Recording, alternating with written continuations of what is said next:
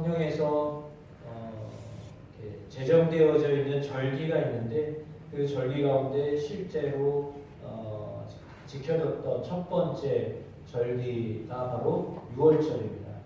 그러니까 유월절은 영어로는 패스오버라고 해가지고 건너뛰다라고 하는 의미가 있습니다. 그러니까 넘어가다라는 의미거든요. 예를 들면 그런 거죠. 열외라는 말이 있잖아요. 너는 빠져. 뭐 그런 말이죠. 너는 됐고, 너는 괜찮아. 다음 사람. 뭐 이런 거죠. 그래서 하나님이 이스라엘 백성들을 열외로 삼아 주셨습니다. 그러니까 하나님이 화가 많이 나셨거든요. 왜냐하면 이스라엘 백성들을 너무 힘들게 했었기 때문에 하나님이 그 화를 이제 풀어내시려고 했습니다. 하나님의 화를 애굽 사람들에게 풀어내시는데 화가 너무 많이 나셔서 이제는 그들에게 생명에 관련된 그런 재앙을 내리기로 마음을 먹으셨습니다. 가장 화가 날 때에 사람들의 입에서 나오지 말아야 될 말이 뭐냐면 무슨 말이죠? 상대를 끌어버리겠다고 할 때 나오지 말아야 될 말이 있잖아요. 뭘 파가라고 그러잖아요. 호적에서 파가라 뭐 이런 소리를 하는데 마치 이스라엘 백성들은 하나님의 백성으로 이렇게 보호를 하시되 너희는 이제 끝났다 뭐 이런 의미로 내가 너희를 죽이고 말겠어 이런 정말 마지막 노선 마지노선까지 간 그런 재앙이라고 볼 수 있습니다. 10번째 재앙이 바로 그런 재앙입니다. 하나님이 애굽 사람들이 하나님의 백성인 이스라엘 백성들을 너무 괴롭혔기 때문에 그 괴롭힌 것에 대한 대가를 지불하게 하셨는데 그 마지막 재앙은 그들의 장자를 죽이는 재앙이었습니다. 장자를 죽이겠다라고 하셨던 재앙은 사실은 그들의 생명을 이제 끊어버리겠다라고 하는 어떤 의미라고 볼 수 있습니다. 그런 의미로 그들에게 이런 재앙을 내리겠다고 미리 경고를 하셨습니다. 그것이 지난주 우리가 함께 나눴던 출애굽기 11장의 말씀이었습니다. 처음 것들에 대한 경고를 하셨습니다.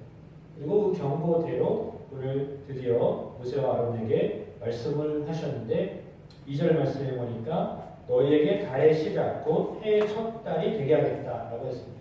6월절을 첫 달이 되게 하겠다라고 이렇게 말씀하시면서 그날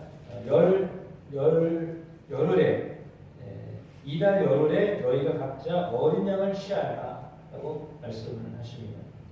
각자가 어린 양을 취하는데 가족대로 그 식구를 위하여 어린 양을 취하라라고 했습니다. 가족별로 어린 양을 취해라라고 했거든요. 그래서 그때는 무슨 수를 써서라도 어린 양을 취해야만 했습니다. 가족끼리 다 모였습니다. 집안에 다 모이게 했습니다. 그리고 그 집안에 어린 양 한 마리씩 다 잡게 했습니다. 어린 양을 잡아서 어떻게 하게 하였느냐 하면 먹을 수 있는 분량에 따라서 어린 양을 계산을 하라고 했는데 5절에 보니까요 이렇게 되어 있습니다. 너희의 어린 양은 흠없고 1년 된 수컷으로 해야 된다. 1년 된 양이어야 되고요. 수컷이어야 했습니다. 흠이 없어야 됩니다. 그리고 열 나흘 날까지 간직하였다. 열흘날, 이달 열흘에 어린 양을 취하되 열 나흘 날까지, 그러니까 나흘 동안 간직하다가 해질 때에 잡아라라고 했습니다. 그렇게 하고서는 그 양을 잡고 그 양의 피를 7절에 피를 집 좌우 문설주와 인방에 바르라라고 했습니다. 들어가는 곳이 집이잖아요. 집 문이잖아요. 그러니까 집 문에 들어갈 때 표시를 해라라고 하는 겁니다. 어찌 보면 교회에서 교패를 만들어서 교패를 붙입니다. 대부분 들어가는 대문 내지 현관문 그런 데다가 이 교패를 붙입니다. 이렇게 해서 이 집은 예수 믿는 집 이렇게 해서 교패를 붙이잖아요. 그런 것에 어떤 의미가 있는 거죠. 그래서 당신은 어린 양을 잡아서 그 피를 바르게 했습니다. 사실은 그냥 생각하면 조금 끔찍합니다.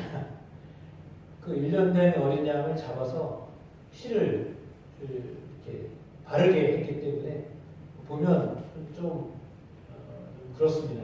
생각하면 좀 그렇습니다.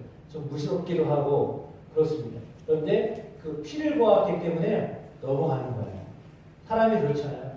죽고 있거나 아니면 죽었거나 라고 할 때 그 사람, 그 짐승이나 그 사람을 향한 마음은 어때요?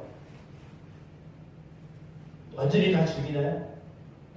숨이 끊을 때까지 완전히 다 죽여야 직성이 풀리나요?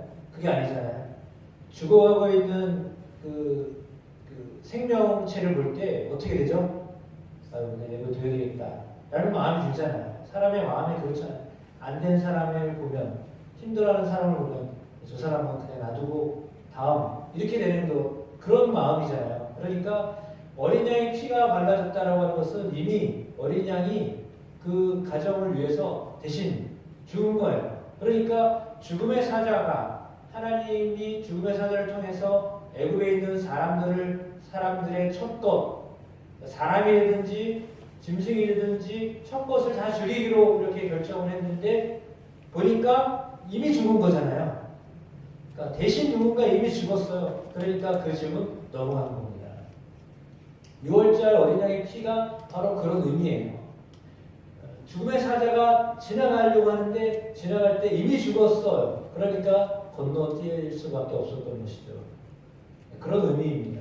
그래서 더 이상 그 집에는 해를 가할 수 없었다라고 하는 것입니다. 그 어린 양의 대신 죽음으로 하나님은 그 양의 피를 바른 가정은 건너 뛰어가게 되었습니다. 마치 예수님께서 6월절에 죽으신 것과 똑같습니다. 예수님도 6월절에 죽으셨어요. 6월절에 죽으셨는데 예수님도 피를 흘리셨습니다. 나무에서 매달려 죽으셨습니다. 못을 박았습니다. 양손 그리고 발에 못을 박았습니다. 피가 막 쏟아졌겠죠. 그리고 끝내 마지막에는 옆구리에 창을 찔렀습니다. 그래서 물과 피가 다 쏟아졌습니다. 그것을 생각하면 피를 쏟아야 합니다. 왜냐하면 죄 사함은요 피로 하는 거라고 성경은 말하고 있기 때문에 뭔가 대신 죽지 않으면 죄 사함이 없어요. 그러니까 피는 죄 사함에 대한 그런 증표예요. 그래서 짐승을 잡아야 했거든요. 그래서 짐승이 어떤 짐승이냐에 따라서 소를 잡기도 하고 양을 잡기도 하고 염소를 잡기도 하고 또 다른 사람은 비둘기를 잡기도 하고 그렇게 또 각종 다른 짐승들을 통해서 죄사함을 받으려고 했습니다. 아마도 죄가 크면 클수록 큰 거를 잡아야 했겠죠. 전혀 다르지만 정말 비교도 안 되지만 굿을 할 때 굿 비용을 환산을 하자면 어떤 굿이 큰 굿이에요? 잘 모르겠지만 굿판에 들어가는 돈이 많을수록 큰 굿이겠죠? 아닌가요? 그렇겠죠? 그러니까 돈을 많이 지불하고 굿판을 버리면 그게 큰 굿이 되잖아요. 마찬가지로 그런 것과는 비교할 수 없는 거죠. 뭐 그냥 우리가 이해하기 편하려고 그 이야기를 든 거지 이건 전혀 비교가 안 되는 이야기입니다. 근데 우리가 예수님이 제물이 되셨다라고 하는 것은요. 이 세상에서 가장 귀한 존재로 오신 하나님의 아들이 죽으셨다라고 하는 걸 볼 때 말도 안 되고 비교도 안 되는 거지만 가장 큰 구판을 한 것과는 비교도 안 되는 그런 예수님이 그렇게 소도 아니고 양도 아니고 사람이신 그리고 하나님의 아들이신 예수님이 그렇게 6월절에 피를 흘려 죽으셨다라고 하는 것은 당신은 죄인이라고 여겨서 죽음을 당하신 것이지만 그러나 예수님이 죽으셨을 때 우리의 성경을 통해 보고 있듯이 예수님은 빌라도가 볼 때도요, 나는 이 죽음에 대해서 책임 안 진다. 나는 이 사람에게서 죄를 찾아볼 수 없다. 라고 했던 그런 분이 예수님이거든요. 그러니까 막상 사형을 언도했던 빌라도는 예수님에게서 죄를 못 찾았어요. 죄가 없다라고 인정하셨어요. 근데 사람들이 원하니까 그러면 너희가 원하는 유대인의 왕 그를 죽여라. 그래서 손을 씻고 재판을 하고 선언을 했잖아요. 나는 이 죽음에 대해서 나는 아무 섞고 싶지 않다. 너희가 죽인 거다. 라고 하는 그런 의미로 빌라도가 그렇게 했단 말이에요. 그러니까 실상 죄가 없음에도 불구하고 돌아가시는 것이 예수님의 죽음이거든요. 그 말은 무슨 말이냐면 이 당시에도 유월절을 지키는데 1년 된 흠없는 어린 양을 죽여라라고 했습니다. 그러니까 뭐가 티가 있으면 안 돼요. 그 제물은 깨끗하고 온전해야 돼요. 그리고 순결해야 돼요. 그래야 그것이 제물의 역할이 되는 거예요. 예수님이 그 대신 죽으셨던 것도 똑같은 의미예요. 죄가 없으셔야 돼요. 근데 그분이 죽으셔야 돼요. 근데 사람 중에는 죄가 없는 사람이 있을 수가 없잖아요. 사람은 다 죄를 가지고 있기 때문에. 그러나 몸을 가지고 이 땅에 오셨던 하나님의 아들 예수님이 대신 죽으심으로 마치 6월절의 어린 양, 흠없는 어린 양처럼 예수님이 그렇게 대신 죽으셨어요. 그래서 그 예수님의 어린 양 되심을 믿고 그 예수님의 피, 예수님의 죽으심, 예수님의 십자가, 예수님의 보혈 다 똑같은 말인데 그걸 믿으면 우리의 죄가 사함을 받는 것입니다. 그 예수님이 여러분 안에 계시면 마치 그날 6월절에 어린 양의 피를 발라서 죽음의 사자가 건너뛴 것처럼 여러분 안에 예수 그리스도의 피가 예수 그리스도를 믿는 믿음이 여러분 안에 이렇게 있으면 주님이 보시고 건너뛰는 거예요. 너는 통과. 그거죠. 당신은 괜찮습니다. 됐습니다. 이제는 괜찮습니다. 이렇게 말하는 거죠. 마지막 선언이 있습니다. 사람이 태어나서 하나님 앞에 심판대 앞에 서게 될 것인데 그 심판대 앞에 섰을 때 하나님이 재판을 하실 때 뭘 보고 재판하시냐? 우리 안에 계신 예수님을 보고 재판하시는 거예요. 그러니까 우리 속에 예수님이 계시다라고 하면 통과입니다. 그 안에 예수님이 계시면 그 예수님을 믿는 믿음이 그 속에 있기 때문에 그걸 보고 통과하는 거죠. 그가 어떻게 살았느냐를 보고 통과하는 게 아니에요. 여기서 우리가 정확하게 알아야 돼요. 내가 선하게 살았기 때문에 나를 보고 하나님이 통과 이렇게 선언하시는 것이 아니라요. 내 안에 계신 예수님을 보고 내가 예수님을 믿는 믿음을 보고 통과 이렇게 여겨주시는 거예요. 그게 믿음이에요. 그게 구원이에요. 그게 구원의 기쁜 소식이에요. 대신 예수님이 죽으셨기 때문에 그걸 믿는 사람, 그 진리를 믿는 사람은 자유함을 얻게 되는 것입니다.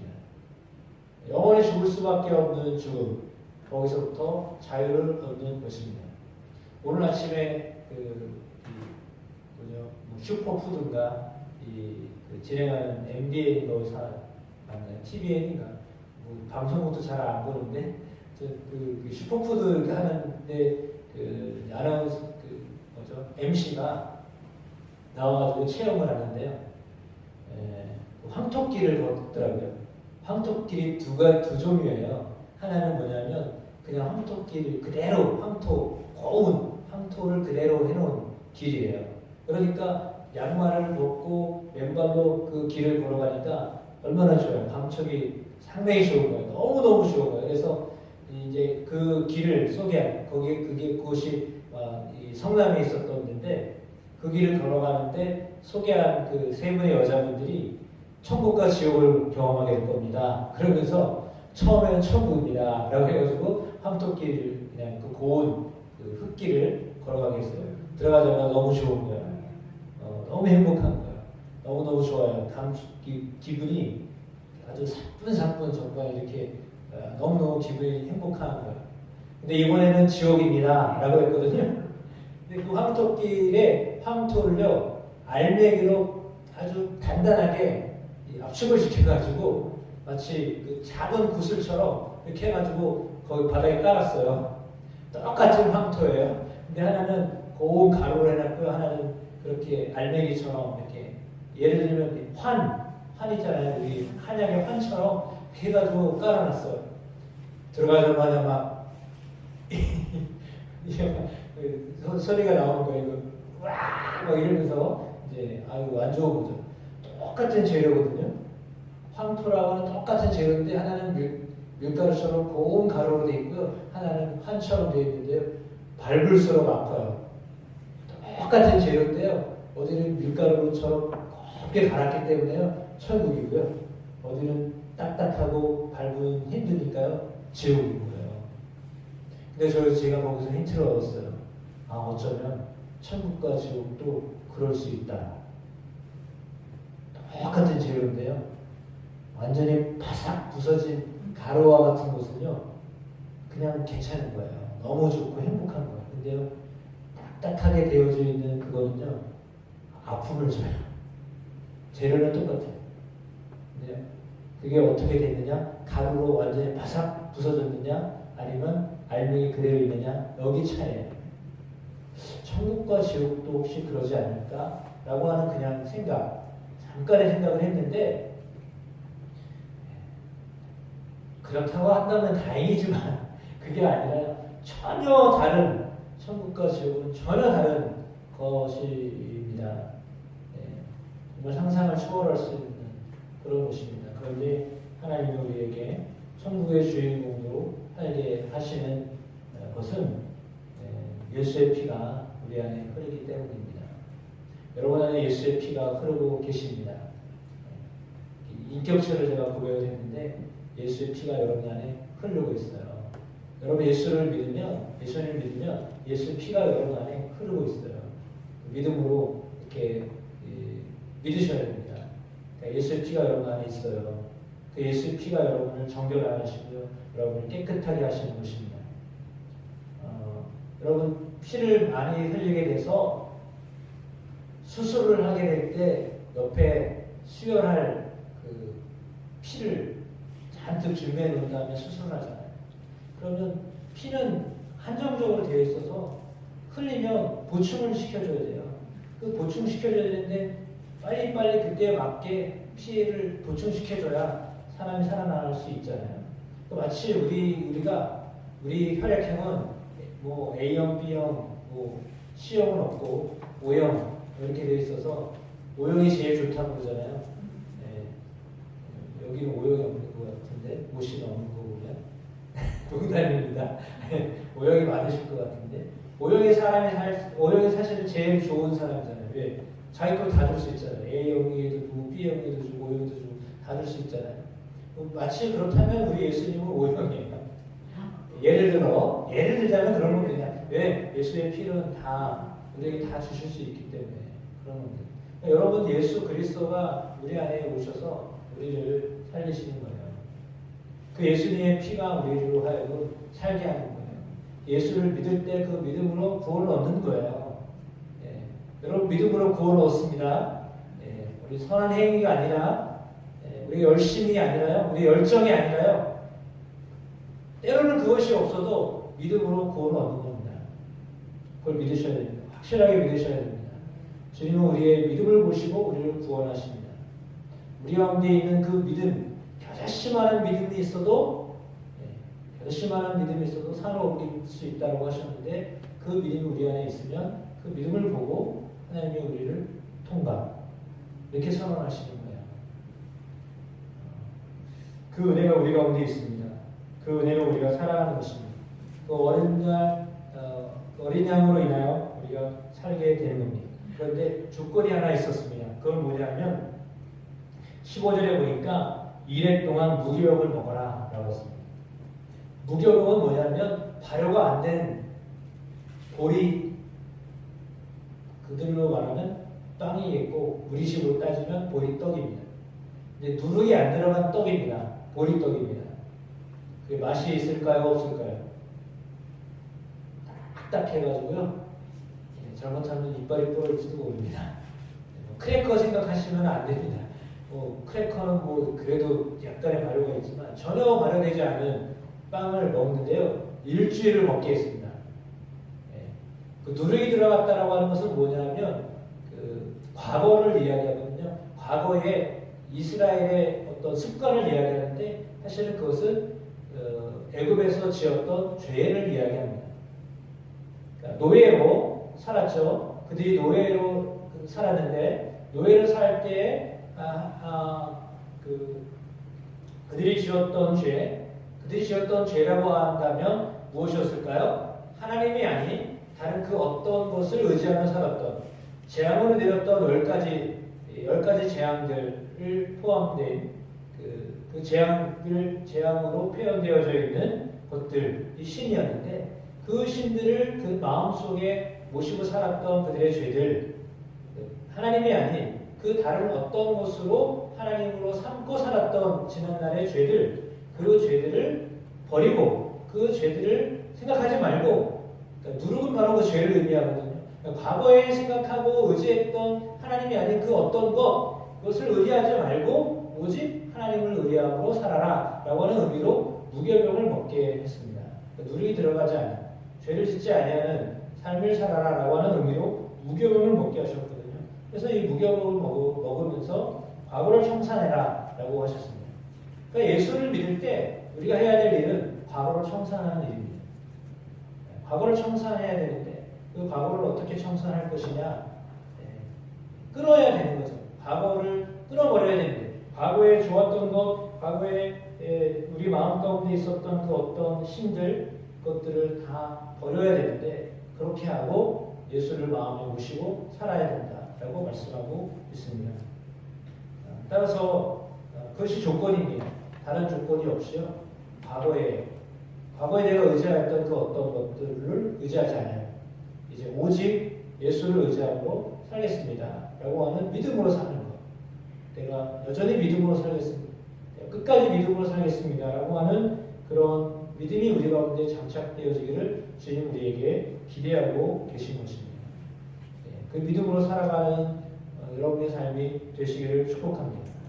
과거의 구습을 벗어버리고 오직 그리스도로 덧입은 사람으로 살기를 원하시기 때문에 그런 삶으로 하나님 앞에 살아가면 하나님이 우리 안에서 하나님의 백성으로서의 삶을 살게 하심을 믿습니다. 이것을 너희가 영원히 지켜라 라고 했습니다. 너희가 유월절을 영원히 지켜라. 그래서 후세들이 너희에게 물을 때 너희가 대답할 줄 알아야 된다 라고 했습니다. 유월절을 지키는 것을 영원히 지키라고 하였는데 실상 그들이 유월절을 잘 못 지켰습니다. 지키라고 하셨는데 후대가 물어보면 대답할 정도로 너희가 그것을 완전히 익숙해져서 물으면 답이 나야 되잖아요. 예를 들면 그런 거예요. 간단하게 말하자면 우리가 가나다라 아야어요 생각하면 그냥 팍 떠오르잖아요. 마치 그렇게 기억 니을을 기억하고 아야어요를 기억하면 그냥 생각하면 바로 떠오르듯이 6월절 하면 바로 떠올라야 돼요. 어린 양, 나를 위해 죽으신 예수, 이것이 바로 떠올라야 돼요. 여러분 마음 가운데 예수 하면 나를 위해 대신 들어가신 주님, 그분이 바로 떠오르시는 거예요. 이해되시죠? 기억 니은, 디귿 니은, 아야어요, 오요오요 그냥 뭐 생각하면 바로 나오듯이 우리가 예수 생각하면 나를 위해 대신 죽으신 분, 하나님의 어린 양, 그분이 나를 위해 죽으셨습니다. 나는 그분을 믿습니다. 그것이 여러분 마음 가운데서, 생각 가운데서 떠나지 않아야 돼요. 그거는 절대 떠나면 안 되는 거예요. 그 예수로 늘 충만하셔야 돼요. 이거를 잊어버리시면 안 돼요. 늘 기억하고 계셔야 돼요. 그 예수로 사는 것입니다. 우리는 예수로 살아야 됩니다. 여러분은 예수로 사셔야 됩니다. 그 예수님이 여러분 안에서요, 여러분에게 지혜를 주시고요. 그 예수님이 여러분에게 기술도 주시고요. 능력도 더하여 주시고요. 은혜도 더하여 주시고요. 그렇거든요. 그 예수님을 의지하시면 예수님이 여러분 안에서, 하나님인 예수님이 여러분 안에서 여러분에게 공급하십니다. 여러분에게 알려주십니다. 깨닫게 하여 주십니다. 그 예수님을 의지하며 사셔야 됩니다. 끝까지 그 예수님을 의뢰함으로 살아가는 여러분이 되시기를 축복합니다. 잊지 아니하시고 예수로 사시는 여러분 되시기를 축복합니다. 우리 분에게 마지막으로 고백해 보겠습니다. 예수로 살겠습니다. 그렇습니다. 그 예수로 사시면 그 예수께서 여러분 안에서 일하십니다. 예수께서 여러분 안에서 역사하십니다. 예수께서 여러분 안에 길을 여십니다. 어디까지요? 천국으로. 천국 갈 때까지 여러분을 인도하십니다. 그 예수님을 의뢰함으로 나아가십시오. 그 예수님이 계실 때 예수님을 믿는 사람에게 예수님이 하셨던 말씀처럼 귀신을 내쫓고 방언을 말하고 병을 치유하고 복음을 전하고 세상의 어떤 것들을 문제를 해결하고 하는 일들을 우리 안에 계신 예수님이 그 일을 이루시는 거예요. 그 예수님을 의지하면 그 예수님이 여러분 안에서 여러분의 문제들을 해결하여 주십니다. 그 예수님이 여러분 안에서 역사하십니다. 그걸 믿으셔야 돼요. 그 믿음으로 승리하는 저와 여러분 되기를 주의 이름으로 축복합니다. 그래서 예수를 떠나면 안 되는 겁니다. 그 예수로 살아야 되는 겁니다. 그 예수로 끝까지 승리하는 여러분의 삶이 되어주시길 주의 이름으로 축복합니다.